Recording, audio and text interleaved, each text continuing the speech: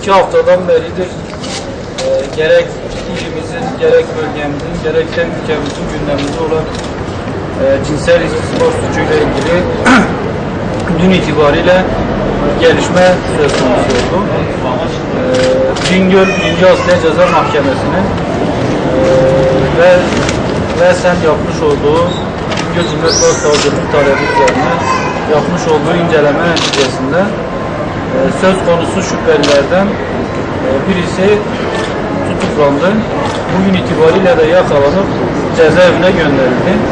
Bunu özellikle tüm kamuoyuyla paylaşma gereği hissettik.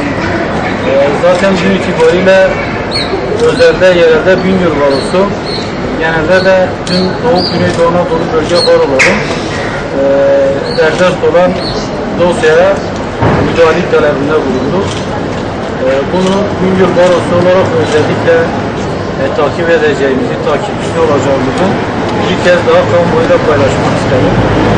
Tutuklanma gerekçeleri de suçun özellikle isnat edilen suçun fiilin yasadaki alt sınırı, kuvvetli suç şüphesi ve delillerin bulunması gerekçesiyle tutuklama kararı verilmiştir.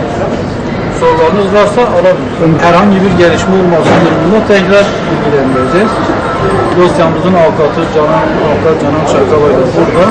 Baro olarak da sonuna kadar kendisine destek olacağız, takipçisi olacağız. Böylece süreci tamamlayacağız. Müdahalelik başvurusu şöyle bir şey, hukuki anlamda dosyanın takipçisi tarafa olma anlamında.